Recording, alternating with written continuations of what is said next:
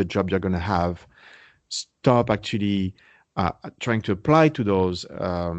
You're better off looking for the startup or the traditional company or the small business that's in your town, or be freelance for several years, like 2, 3, 4 years, and then potentially at some point apply and hope to get a job in those companies.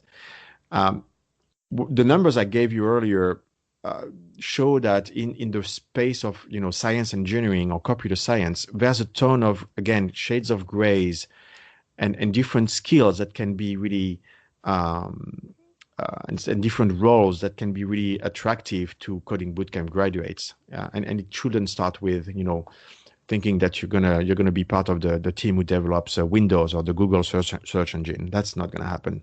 Ludo, I was reflecting on your work at Microsoft and at Nucamp. We've had the opportunity to work together, and in many of your projects, you've unpicked the various components of a learning program, whether it's coaching, teaching, practice, self-study. And two components that I'm really interested in hearing what you've learned about is the notion of cohorts and communities and the role of instructors in providing scale. Can you share your learnings around that? Yeah, no, sure. Cohorts we're seeing as being a really critical element of the learning experience. And the main purpose that they serve, in my mind, is to really create a social structure that will reinforce your commitment to learning. Let me explain that a little bit. We've just actually started a new cohort in Seattle like 2 Saturdays ago. And we have 10 students there. And it's interesting to see how those 10 students, when they meet on Saturday, kind of ignore one another at first. They don't know each other just yet. They don't know if they're going to be in the journey just yet. And you're starting to see how the social construct is just minimally starting to take place. Now, fast forward 5 months later, I will say, and I'll go back to my own experience with another cohort in Tacoma that started exactly like that. But 5 months later, you will see the same people knowing each other by name, knowing their personal information, meeting outside of classrooms, collaborating on projects. And you will actually have witnessed how the social construct will have gone from pretty much zero to really creating that reinforcement structure of now people depending on one another, relying on one another, supporting one another. And that maturity and that curve is super important for anyone really wanting to spend 22 weeks in a coding bootcamp or any type of immersive experience like that, right? It's going to be very hard if you're on your own trying to recommit yourself every day to a learning activity if you don't have that social construct. And so that's very much in a way we're having those experiments like every month. We see a new cohort coming together and they kind of start by ignoring one another, being, wondering who is who and what are they in for. But then gradually, creating that gel. And I'm sure we've all experienced that, in college, in sports. I mean, that's how really it works. And so being able to reproduce that, again, at scale is critical for our business. I'll comment on the instructor piece as well, because it's obviously another component of it. And we use the term instructor because we find that if we don't use that term, people don't really understand what their role is going to be. But really, the role is not so much of an instructor. It's more of a tutor. It's more of a teaching assistant. And in that role, they are really gold to help that social structure happen and then apply their skills to help students kind of, go through the course and be unlocked. What's really interesting is we actually have just one instructor for the whole of Nucamp, and that's the person who's doing our video lectures, right? He's the professor, or she's the professor, and we don't need more than that. It's a flipped classroom. The content is delivered online. the people that we hire as contractor are our tutors, and really the skills are different. It's not just about, being able to communicate your knowledge for like uh, 20 minutes in a video lecture. It's really about having that level of attention to an individual who's stuck, or a group that doesn't get along potentially, or a group that needs to move forward. And that's where we spend most of our time, is to really help, I would say, anyone who has a minimum level of technical skill also gain that tutoring, teaching assistant skill, so that they can make the whole thing work. Got it. So maybe we could talk a little bit about a topic I think our audience would be interested in, and this is the corporate work versus entrepreneurial work. Yeah. And you were, I think, with Microsoft for 19 years. You're a corporate guy, Ludo, and you got a passion, and you followed your passion to this innovation in the bootcamp space. Couple of questions. How was the transition for you?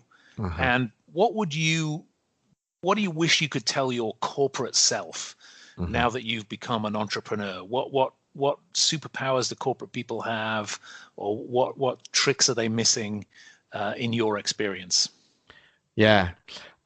So the transition was, it was really engrossing. Well, first, I have to say, I had the chance to work at Microsoft, where there is a moonlighting program, and it's actually more than okay, but encouraged to do those experiments, which is, by the way, part of the learning culture, right? In order for a Microsoft employee to stay relevant, you want to continue to challenge yourself, and one way to do that is just to explore different fields. And so having the chance to be able to do that was great. One thing for me was, when I was at Microsoft, and you probably know that, I was kind of considered the entrepreneur. So I had that kind of mentality, but without really having to take any of the risks, right? I was just spending Microsoft money to build small products, small organizations within Microsoft. And to innovate, yeah. Yeah, and to innovate, which was very comfortable. And it's funny when people started to understand that I was moonlighting to do the same thing, but with more risks, they were like, oh, I'm not surprised. I'm actually surprised you waited that long, which for me was a surprise because I wasn't really sure I was going to ever do it. Now, going back to my career at Microsoft and what I was doing there, I would say that staying in touch, real touch with your customer, is so needed and easy when you're in a startup. Like last week, I had one question to my customers, which was, hey, do you prefer the morning or the afternoon? Kind of silly question, but pretty defining for us. And I just emailed 500 contacts and got people to answer me like the same day. And I got my answer. It's so important to be able to achieve that level of touch and insights, and keep that even in the corporate world. But it's so much harder sometimes for many good reasons, right? You can't really email every Microsoft customers, right, and ask them just one question. It's just, you can't do that.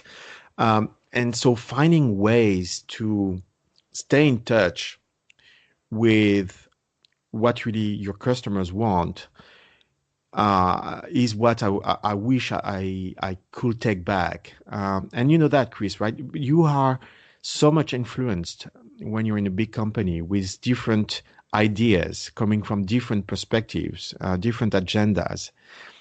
And no idea is uninformed, but they're not necessarily informed by what the customer wants. Right? It could be what's a belief that someone has, or it could be part of a business plan that needs to happen. And so being able to check that and kind of challenge, sometimes sometimes bad ideas because they do not match what the customer wants, is what I wish I could take back. Great. And I think, I think actually, Ludo, you've always sort of got deeply involved in the work that you've done, and had a personal set of connections around the customers with a small c. I think that's kind of one of your differentiating capabilities. And now, that kind of approach is codified in design thinking and customer empathy, and I think Yes. that's a secret that absolutely you have to do in an entrepreneurial context, but you also must do in a large organization as well. I think it's Yeah. good learning. Hey, we've got time for one last question, and we like to ask our guests to share something, a story or a personal reflection on what motivates you. Can you talk about a relationship with learning and teaching? Is there a time or a person or a specific example maybe of when you were inspired to follow the work path that you followed? Yeah. So I'm going to talk about something that happened to me and Nucamp that I didn't expect.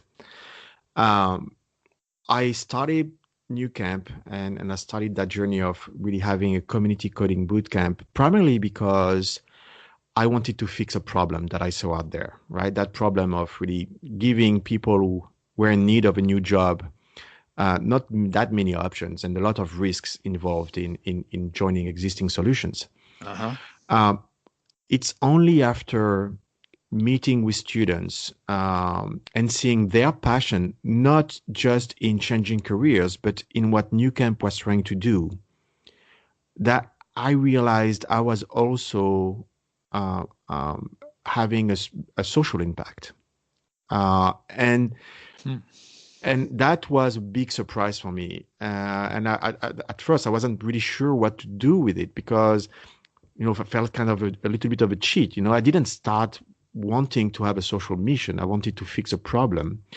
But then I got all that very positive feedback from students saying, "Hey, I love what you do," or people wanting to be involved. Like, you'll be impressed. I mean, I think we have like 5, 6 people who were our students that are now actively working to promote Nucamp and actually have roles with us because they believe in it, because they believe in what Nucamp stands for. And so suddenly, really, that's really what was my biggest surprise is creating something that kind of becomes a little bit bigger than yourself and what you were really intended to, and how it defines your culture and how you have to redefine yourself with that culture as well. And so, yeah, that was the big haha moment for me, I will say. I think it's a great story, Ludo, and I think it's I know you sort of pivoted to second tier cities where there wasn't Hmm. access to boot camps, and that was something you sort of learned on your journey. And for me, it really ties together that there is a process to do innovation, but it really takes off when it connects with a mission Yeah. and a purpose. Yeah. Ludo, listen, I really appreciate your time. I know you're a very busy man. I wish you the best of luck with New Camp. There's obviously huge work to do to help people reskill in a time of such massive change. And I love the experiments you're running, and I wish you all the very best. Can you share with people who are listening where they can learn more about you and the program?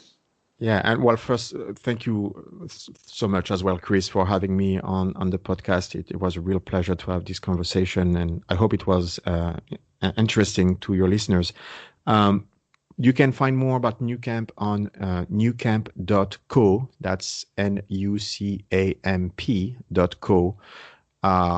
We share the same name with an RV company. So if you find the RV company, you just do a New Camp coding bootcamp, and you'll find us. Great. Yeah, there's a story. There's a story behind that as well, but for another time. Great. Well, there is lots and lots we could talk about, Ludo, but I really appreciate you sharing your story today, and wish you all the very best. Thank you. Thank you very much. Same to you. I thought the future would be cooler. Hey, thanks for listening. We hope you enjoyed this edition of Learning is the New Working. We're committed to this being a useful resource for you, so please email me at chris@learningfuturesgroup.com if you have any questions about anything we've discussed today. If you have the time, please take a few minutes to rate us on the podcast platform where you found us. It really helps other listeners find us and get value from the show. Finally, do please check out our friends at Intrepid